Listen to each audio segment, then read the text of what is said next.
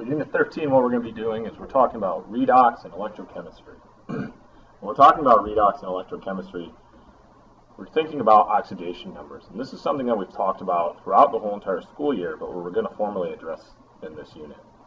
For this, I'd like you to think about where can you look up the charges of an element that we'll receive as a result of gaining or losing an electron. So think back to the previous units. Where did we look to see where you could obtain those charges? So, these charges we know can be found in our reference table right on the periodic table. And we know that these oxidation numbers are a number assigned to an element in a chemical combination that represents the number of electrons lost or gained if the number is negative by an atom. So we're really looking at the overall electrons. So in the example here, we can see sodium with a +1 ended up losing an electron, where the chlorine, a -1, gained an electron. We have a couple rules that we need to follow when we're assigning oxidation numbers. First one is that all free elements are assigned an oxidation state of 0. You can see whether you're diatomic or monatomic, you still have an oxidation state of 0. The oxidation state for any one atom ion is equal to its own charge. Example for that is if you are sodium with a plus, that is +1. If you're Be with a 2+, you're +2. If you're F with a minus, that's -1. Rule number 3 is that alkali metals are always +1. Group 1 metals are always +1. Alkaline earth metals we know are always +2, even including that of zinc, which is not found in group 2, but found over in group 12. Rule number 5 is that hydrogen is a +1 unless it's paired with a group 1 metal. So in the case of water, it's a +1. In the case of sulfuric acid, it's a +1. However, in the case of sodium hydride, it is a -1. Oxygen is always a -2, except when it's with fluorine or in the form of a peroxide. In water, you can see that O has a -2 charge, and magnesium sulfate, oxygen, also has a -2 charge. However, in oxygen fluoride, you can see, or I should say monooxide difluoride, you have oxygen with a +2 charge. And then the peroxide, you can see that it's a -1 charge. So oxidation states can change. Which goes to number 7. The overall charge of the species is always equal to the net charge of the species, which means that if you have the sum of the oxidation states, in this case for a sulfate, is -2, the overall oxidation charge is a -2. Note that the reference table has the most common oxidation states, but not all the oxidation states. And you can see that in the upper right-hand corner where most of them are listed. So looking at some examples here. As we look at some examples, we're looking at oxidation numbers. Oxidation numbers, we know, if you're a standalone element, are going to be 0. In example number 2, we have an overall net charge of a negative, so we know that that's going to be -1.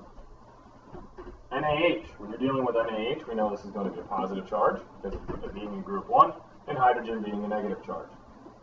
Looking at question number 4, we have NaCl. Na is group 1, so we know it's positive, and we know our halides must be a -1 to cancel out that positive. When you're looking at FeCl3, Fe, if you look at your reference table, has multiple charges. However, chlorine only has one possible negative charge, being that of -1. If there are 3 at a -1 charge, we know that that's going to be a negative charge, where iron now must be a +3. Looking at the next example of SO4. SO4 is a -2 charge, therefore the overall net charge is going to be that of -2.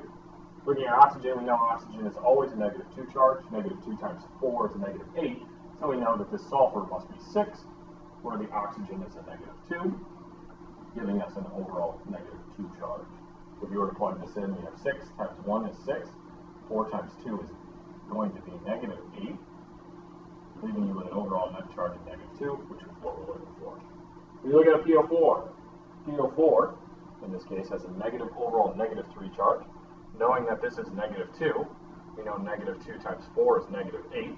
So if we solve this algebraically, we know that it is x minus 8 equals -3. So we know that that charge has to be a 5. And again, this is -2. Looking at question number 8. Question number 8 shows, again, oxygen, which is a -2 charge, which we know, times 6 gives us that of -12. We know this is all equal to 0, so we have 4x minus 12 equals 0, giving us an answer of 3. FeO, when you're looking at iron oxide, oxygen we know is going to be our -2 charge, like normal. Therefore, at a 1-to-1 ratio, we know this is also +2. Fe2O3, oxygen we know is a 2-. That's our rules. So we have -2 times 3, which is a -6, equals 0. Unknown, so 2x minus 6. Solve for x, and you're going to end up with 3. Only way you can do that is uncrisscross these in a negative charge. A peroxide, special example here, so we know this is a positive charge and this is a negative charge. And we have an ionic compound with 3 elements involved here.